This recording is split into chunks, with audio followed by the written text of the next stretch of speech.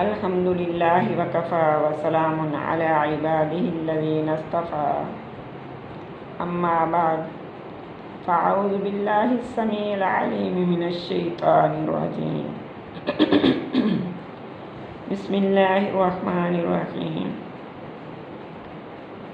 رب اشرح لی صدری ویسر لی امری واحلل عقدۃ من لسانی یفقہوا قولی رب زدنی علما۔ معزز سامعین، عزیز طالبات،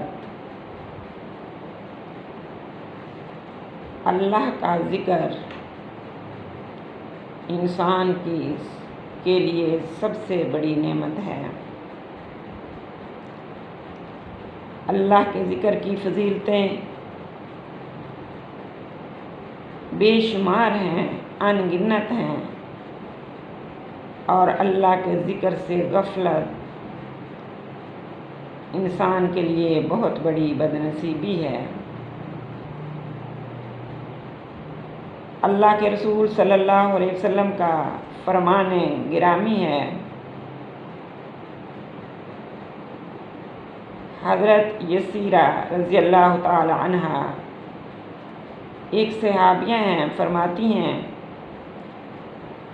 قال لنا رسول اللہ صلی اللہ تعالی علیہ وسلم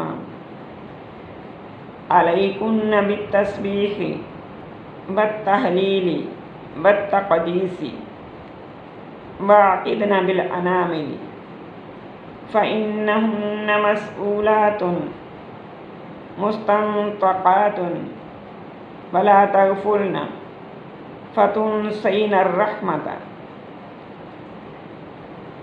رواہ الترمذی و ابو داود۔ حضرت یسیرہ رضی اللہ تعالی عنہ بیان فرماتی ہیں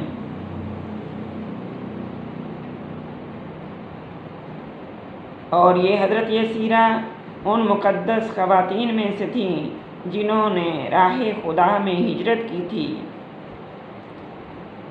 فرماتی ہیں کہ سرور عالم صلی اللہ علیہ وسلم نے ہم چند خواتین سے خطاب کرتے ہوئے فرمایا کہ تم تسبیح و تحلیل اور تقدیس کی پابندی رکھو، یعنی تسبیح سبحان اللہ، تحلیل لا الہ الا اللہ۔ فرمایا تم تسبیح و تحلیل اور تقدیس کی پابندی رکھو اور انگلیوں پر پڑا کرو۔ فإنہن مسئولات،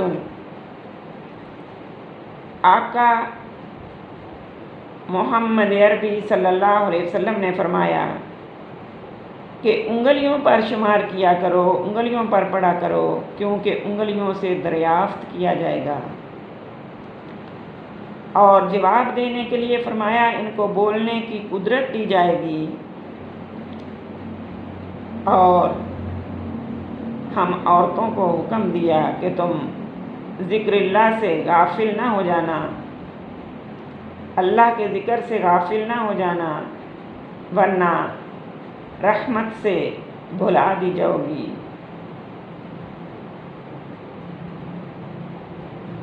آقا دو جہاں محمد عربی صلی اللہ علیہ وآلہ وسلم تمام مردوں اور عورتوں کے لیے مبعوث ہوئے،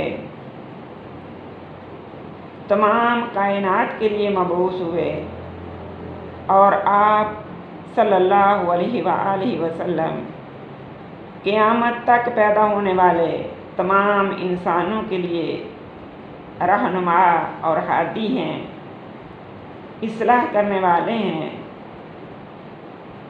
رحمت للعالمین ہیں۔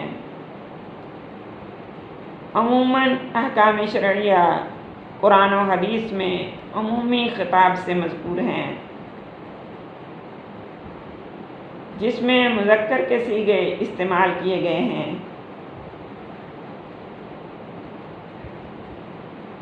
سب احکام مردوں اور عورتوں کے لیے یکساں ہیں، باوجود اس کے عمومی خطاب میں عورتوں کو خصوصی خطاب سے مشرف فرمایا ہے،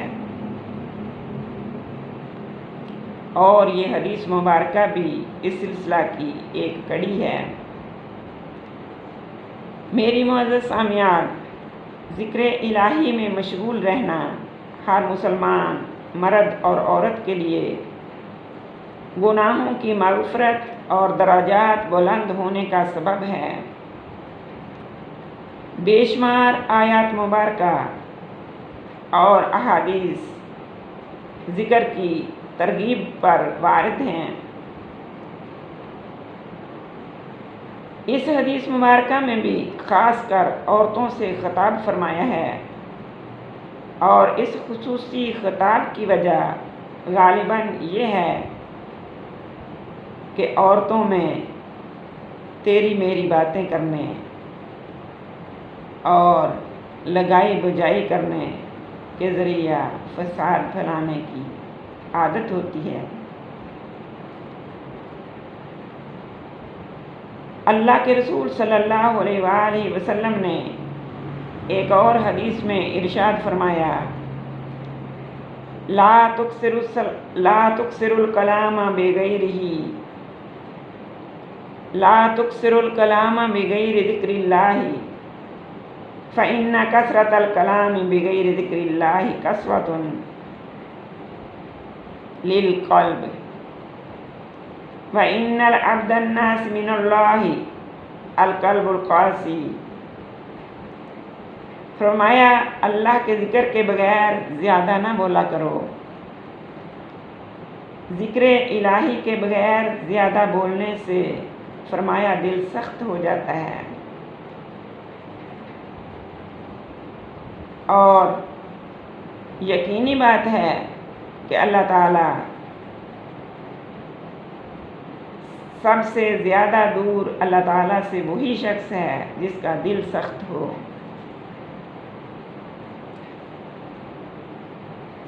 سخت دل والے سے اللہ رب العزت قربت پسند نہیں فرماتے۔ تسبیح و تحلیل اور تقدیس میں فرمایا لگی رہا کرو۔ سبحان اللہ کہنے کو تسبیح کہتے ہیں، لا الہ الا اللہ کہنے کو تحلیل کہتے ہیں، اور ان دونوں کے بڑے بڑے اجر و ثواب احادیث میں وارد ہوئے ہیں۔ تقدیس خدا پاک کی پاکیزگی بیان کرنے کو کہتے ہیں۔ قدوس اللہ تعالیٰ کے اسماء حسنہ میں سے ہے۔ حضور اقدس صلی اللہ علیہ وآلہ وسلم بطروں کا سلام پھیر کر 3 بار سبحان الملک القدوس کہا کرتے تھے، اور تیسری بار آواز بلند فرماتے اور القدوس کی دال کو ذرا زیادہ کھینچتے تھے۔ یہ مشکات شریف کی حدیث ہے۔ جب آقا تہجد کے لیے بیدار ہوتے تھے تو 10 مرتبہ اللہ اکبر، 10 مرتبہ سبحان اللہ و بحمدہ، اور 10 بار استغفر اللہ، اور 10 بار لا الہ الا اللہ، اور 10 بار سبحان الملک القدوس پڑھا کرتے تھے۔ دوسری نصیحت یہ فرمائی،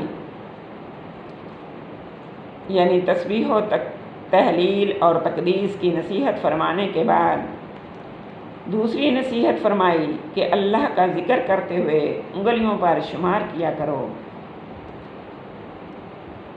پھر اس کی حکمت بھی بتائی کہ قیامت کے دن انگلیوں کو بولنے کی طاقت دی جائے گی، اور ان سے سوال ہوگا، جس نے ان انگلیوں کو اللہ کے ذکر کے لیے استعمال کیا ہوگا، انگلیاں اس کے حق میں گواہی دیں گی۔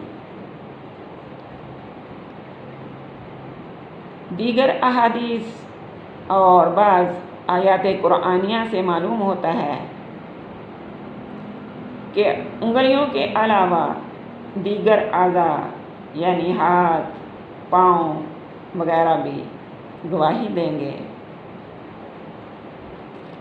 جیسا کہ اللہ رب العزت سورہ یاسین میں فرما رہے ہیں، الیوم نختم علی افواہہم، الیوم نختم علی افواہہم وتکلمنا ایدیہم وتشہد ارجلہم بما کانوا یکسبون۔ اللہ فرماتے ہیں ہم زبانوں پر مہر لگا دیں گے، ہم تمہارے منہوں پر مہر لگا دیں گے، اور جب منہ پر مہر لگ جائے گی، الیوم نختم علی افواہہم، ہم ان کے منہوں پر مہر لگا دیں گے، مہر جباریت لگ جائے گی، اور جب مہر لگ جائے گی تو اس کے بعد زبان کو بولنے کی اجازت نہیں ہوگی۔ پھر ساتھ ہی اللہ رب العزت اعلان فرما رہے ہیں کہ ہم سے بات کون کرے گا، وَتُكَلِّمُنَا أَيْدِيهِمْ، ان کی منہوں پر مہر لگا دیں گے اور ان کے ہاتھ ہم سے کلام کریں گے، وَتُكَلِّمُنَا أَيْدِيهِمْ وَتَشْهَدُ أَرْجُلُهُمْ، اور ان کے پاؤں ان کی گواہی دیں گے۔ اس حدیث مبارکہ میں بھی یہی فرمایا کہ انگلیوں پر اللہ کا ذکر کیا کرو، کیونکہ انگلیوں سے سوال کیا جائے گا، پوچھا جائے گا، اور یہ ہاتھ اور پاؤں گواہ بن جائیں گے، گواہی دیں گے۔ اس لیے انسان کی سمجھداری اسی میں ہے کہ اپنے اعضاء کو اپنے حق میں گواہ بنائے، یعنی اچھے گواہ بنائے۔ کس طرح کہ ان ہاتھوں ان پاؤں سے اللہ کی نافرمانی کے کام نہ کرے، یعنی اعمال صالحہ میں مشغول ہو، ان کو اللہ کی رضا کے کاموں میں مشغول رکھے اور اعمال بد سے ان کو بچائے، تاکہ اس کے اپنے ہاتھ پاؤں اس کے خلاف گواہی نہ دے سکیں۔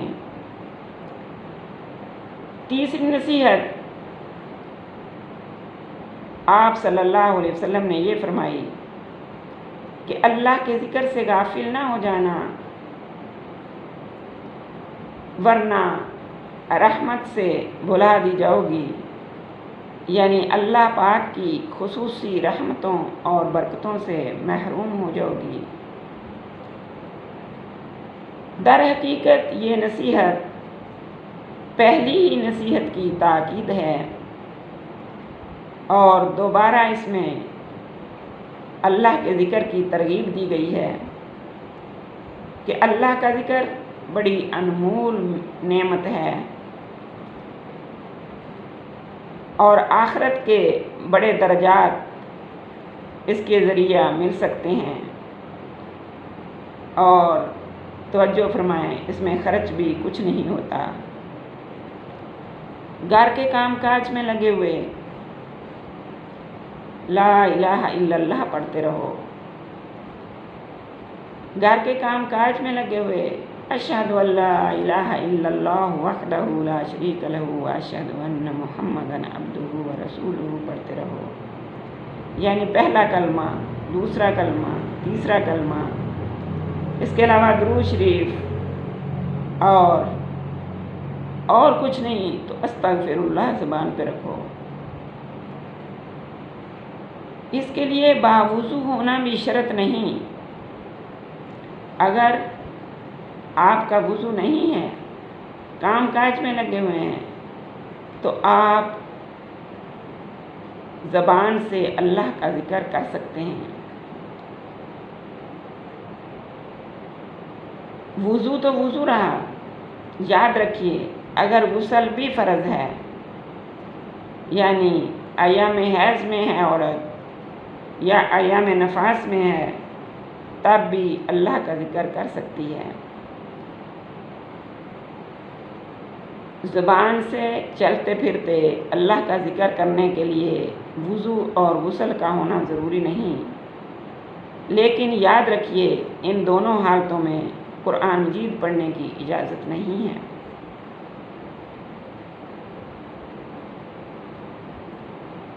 ایک شخص نے نبی اکرم صلی اللہ علیہ وسلم سے سوال کیا، یا رسول اللہ صلی اللہ علیہ وسلم،